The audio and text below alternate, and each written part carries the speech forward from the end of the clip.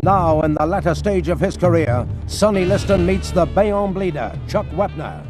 Jersey City, 29th of June, 1970. The Jersey City Armory is the venue, and here in the first round, Liston in his 54th professional fight. Still claims to be only 38. Many judges think he's considerably older. Chuck Wepner at 6'5". You can see he has considerable height, reach advantage. But Wepner's big problem always is tendency to cut. They call him the Bayonne bleeder because of that. And the one thing Liston's been able to do throughout his career is really throw that left jab fast and accurate. 17 years as a professional now, Sonny Liston. Chuck Wepner blasted out in 1969 by George Foreman in only his 4th professional fight, but he started fast here against Liston. Wepner does have a big left hook, that's his danger punch. Comes into this contest as the New Jersey heavyweight champion, and of course is the local man, and he'll get considerable support from this crowd, which includes notable celebrities. Muhammad Ali's at ringside, signing autographs for those who call him Ali, and studiously refusing those who call him Cassius Clay. Joe Bugner also here, Joey Giardello, Emil Griffiths, great names of the boxing world.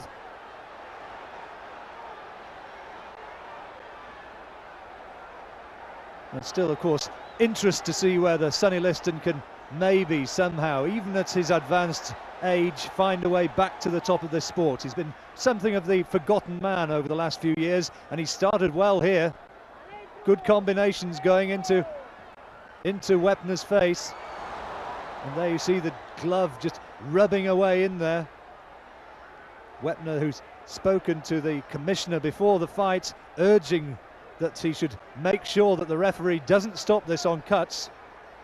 Referee Barney Felix, he looked after Ali Liston in their first contest back in 1964. Good right hand from Liston. Liston down, but that was no more than a slip, and the referee, of course, sees that, looking to unload that big right hand. Liston, who had that fearsome reputation earlier in his career, went to jail back in 1957. And he had a little bit of an altercation with a policeman, beat him up in other words, and served his time as a result. Bit of an untidy, brawling sort of opening round. The head's boring in there. Oh, good right hand from Liston. Flash of camera lights, and that's the end of the first round, which Liston probably just about shaded.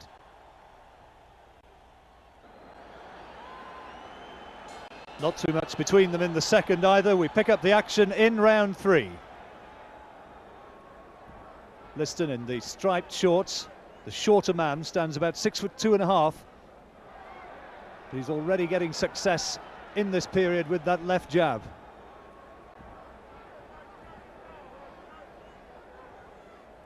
Oh, another good right hand from Liston. Wepner in there pitching. He's not got good footwork, Chuck Wepner, but he is a brave fighter. Barney Felix having to separate them again. And Liston's back onto the offensive with that jab once more. Still in good condition, Sonny Liston. Weighed in at 15 stone 9 for this fight. Wepner, the heavier man, 16 stone 4. But you can see that Liston, who works out at Johnny Tocco's gym in Las Vegas, has really got himself into good shape for this contest.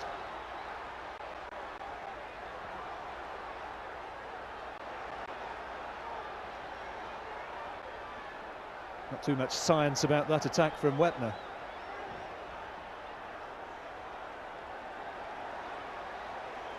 Liston again jumping in behind that ramrod left jab.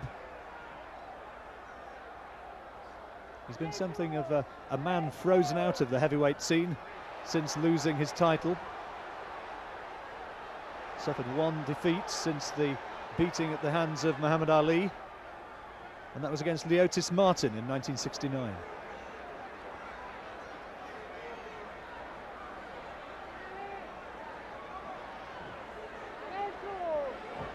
Referee letting Liston get away with a lot of work with the head. And a complaint from Wepner, I think suggesting as much, as Liston went boring in with his head. And there again you see the clash of heads. Liston, of course, will be only too well aware that Wepner can mark up and cut very, very easily.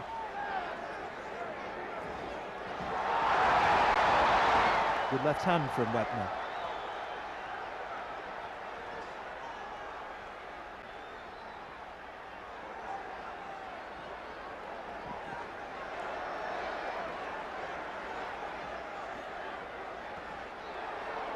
Considering he's got maybe slightly the shorter reach, Liston really getting through a lot with that jab.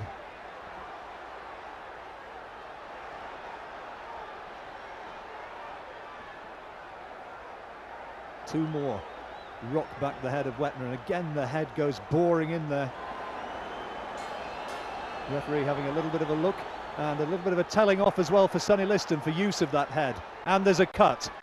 A bad cut over the right eye.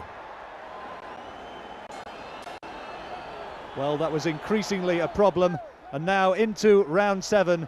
Wepner bleeding, hurt. He's been looked at closely by the referee, Barney Felix. Reginald Farrer is the doctor at ringside. They've all been keeping a close look, and Sonny Liston piling up the points is really going to work.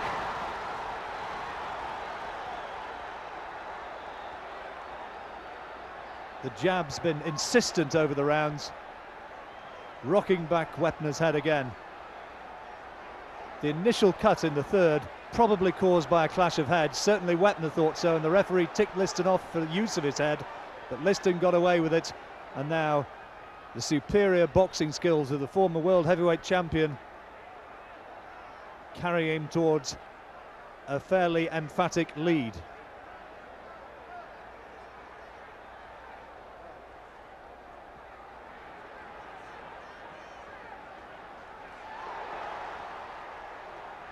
Liston getting in close and again using the head.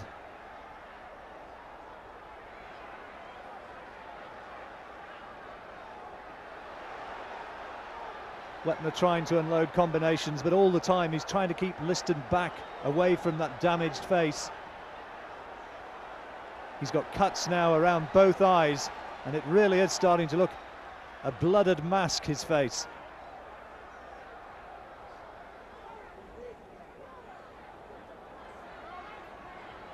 The left jab just firing in again and again from Liston, and all the time the damage to the face gets worse. Oh, and Liston just tagged on the ropes over there. There was a right hand which got through, and just for a second or so Liston looked a little bit disorganised, and Wepner's taken heart from that.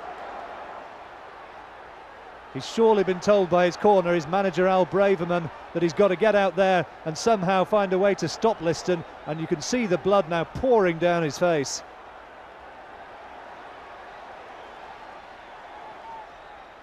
The right eye is in a dreadful state. Good right hand again though from Wepner. Such a brave fighter. Liston going in close, and the referee again letting him off, letting him get away with the use of the head.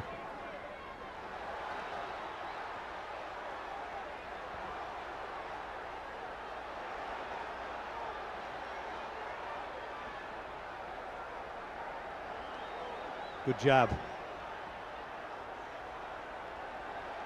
But Liston shipping punches again. There was a good left uppercut in there, and punches thrown after the bell. And Wepner taken back to his corner, looks a little bit unsteady, and they're going to have a long look at that injured eye.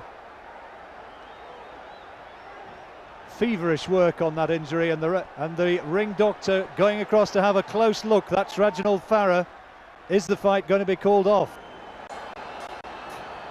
It wasn't though, and now we pick it up in round 9.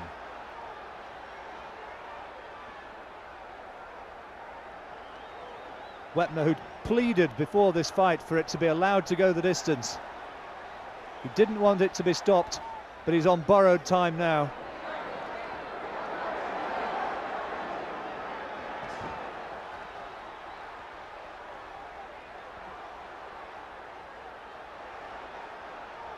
Liston just plodding methodically after him.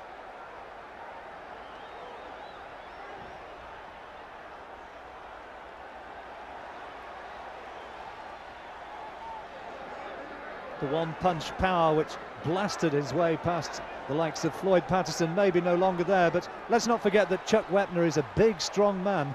Only down once in his career prior to this, and that was against George Foreman.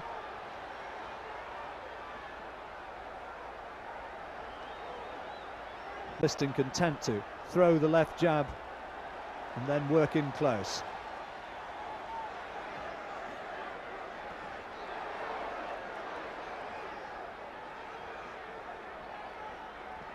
Well, those are good solid body shots from Liston.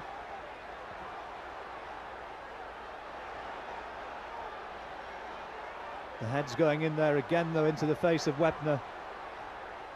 And all the time, the big Philadelphian, his face marking up more and more.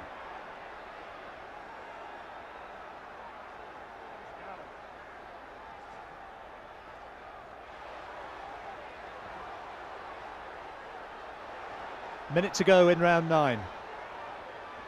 And again, the blood now pouring from the right eyebrow, and the left eye damaged as well now on Wepner's face. And it's getting worse and worse. Surely this can't go on very much longer. The ringside photographers on the far side almost recoiling at what they're seeing.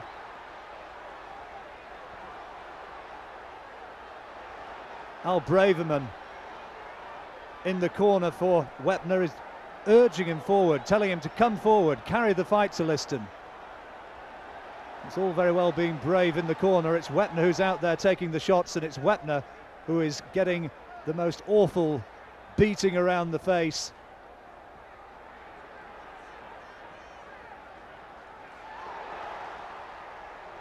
It's going to take some hard work for some surgeon somewhere to repair the damage which has been caused tonight. And we come towards the closing seconds of the 9th round. Wepner surely knows now that the writing is on the wall. That face is a terrible, terrible mess. And the doctor's going over towards the corner, and he's going to rule that it's all over. And Sonny Liston wins in what was to be the last fight of his career.